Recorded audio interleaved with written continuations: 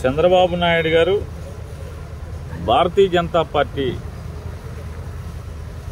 అధ్యక్షుడి దగ్గరికి, అట్లాగే ఆ పార్టీ పూర్వపు అధ్యక్షుడి దగ్గరికి వెళ్ళి అర్ధరాత్రి చర్చలు జరిపి వచ్చారని చెప్పనేది మా అందరం వింటున్నాం, టీవీల్లో చూసాం.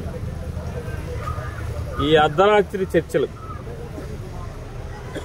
ప్రభుత్వంతో జరిపారంటే ఎవరికి అభ్యంతరం ఉండదు, భారత ప్రభుత్వంతో నడిపారంటే. కానీ ఒక రాజకీయ పార్టీతో అర్ధరాత్రి చర్చలు జరపడం వెనక అంటే 5 ఏళ్ల క్రితం 2014లోనేమో భారతీయ జనతా పార్టీ దేశానికి చాలా అవసరం, ఈ రాష్ట్రం బాగుపడాలంటే భారతీయ జనతా పార్టీతో కలిసి వెళ్ళాలని చెప్పి మాట్లాడి వాళ్ళతో చట్టాపట్టాలు వేసుకుని 4 ఏళ్లు వీళ్ళ ప్రభుత్వంలో వాళ్ళు, వాళ్ళ ప్రభుత్వంలో వీళ్ళు కలిసి కాపురం చేసి చివరి 6 నెలల్లో ఈ రాష్ట్రానికి మోడీ ద్రోహం చేశాడు, ఈ రాష్ట్రానికి బీజేపీ పార్టీ ద్రోహం చేసింది, ప్రత్యేక హోదా ఇవ్వలేదు, మరి అది ఇవ్వలేదు, ఇది ఇవ్వలేదు, ఏం చేయలేదు, పోలవరానికి సరిగ్గా డబ్బులు ఇవ్వలేదు, ఇట్లాంటివన్నీ కూడా మాట్లాడి బూతులు తిట్టినటువంటి వ్యక్తి. నాకు భార్య ఉంది, నాకు కొడుకున్నాడు, నాకు మనవడు ఉన్నాడు, కానీ మోడీకి ఎవరున్నారు? భార్య లేదు, కుటుంబం లేదు. కుటుంబం లేనోడు నాతో పోటీనా? ఏం చేస్తాడు? ఈడీ ఉంది, ఈడీతో బెదిరిస్తావా? సిబిఐ ఉంది, సిబిఐతో బెదిరిస్తావా? నీ చేతనైంది నువ్వు చేసుకో. ఇన్ని మాట్లాడినటువంటి వ్యక్తి ఇవాళ మళ్ళీ భారతీయ జనతా పార్టీతో ఎందుకు కలిసి పోటీ చేయాలో రాజకీయ చర్చలు ఎందుకు నడుపుతున్నాడు? ఈ రాష్ట్ర ప్రజలకి నువ్వు చెప్పాల్సిన అవసరం ఉంది. ఇవాళ భారతీయ జనతా పార్టీ కొత్తగా ఏం న్యాయం చేసింది? 2018 నుంచి 2024 లోపు భారతీయ జనతా పార్టీ ఏం న్యాయం చేసింది ఈ రాష్ట్రానికి? ప్రత్యేక హోదా ఇచ్చేసిందా?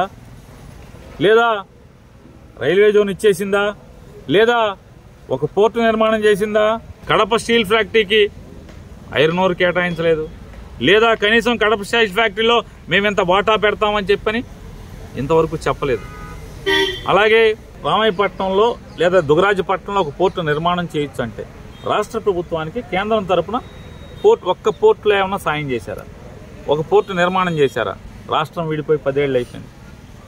లేదా విద్యా సంస్థలు, హైదరాబాద్లో ఎన్నో విద్యా సంస్థలు, కేంద్ర విద్యా సంస్థలు ఇక్కడికి ఈ రాష్ట్రంలో ఇంతవరకు ఏమన్నా కేటాయించారా? ఇక్కడికి వచ్చినాయా? ఏమీ చేయపోక మీరే చెప్పారు, చంద్రబాబు నాయుడు గారే దోసిడి మట్టి చెంబు నీళ్ళు ఇచ్చాడు మోడీ, ఏం చేశాడు ఈ రాష్ట్రానికి అని చెప్పి మాట్లాడారు. మరి వాళ్ళ మీరు అంటే అధికారం కోసం ఏ గడ్డైనా ఖర్చేటువంటి చర్య కాకపోతే మీ రాజకీయ అవసరాల కోసం ఒక్కడిగా జగన్మోహన్ రెడ్డి గారిని ప్రజల్లో గెలవలేక పవన్ కళ్యాణ్ని తెచ్చుకుని భారతీయ జనతా పార్టీని తెచ్చుకున్నా కూడా ఇవాళ నువ్వు జగన్మోహన్ రెడ్డి గారిని ప్రజల గుండెల్లోంచి ఏమాత్రం కూడా కదపలేని పరిస్థితిలో ఉన్నావని తెలుసుకోవటమే కాకుండా ఈ రాష్ట్ర ప్రజలకి భారతీయ జనతా పార్టీ, తెలుగుదేశం పార్టీ, చంద్రబాబు నాయుడు ఇద్దరు మీరు చేసిన పాపాలకి క్షమాపణలు చెప్తారా? ఏం చెప్తారు? లేదు మాకు సిగ్గు ఎగ్గు లేదు, రాజకీయాలు చాలు, ఓట్లు చాలని మళ్ళీ సిగ్గు లేకుండా జనం దగ్గరికి వస్తారా మీరు అందరూ కలిసి? చెప్పాల్సినటువంటి అవసరం, చెప్పాల్సినటువంటి బాధ్యత చంద్రబాబు మీద, భారతీయ జనతా పార్టీ మీద ఉందనేది నేను చెప్తున్నాను.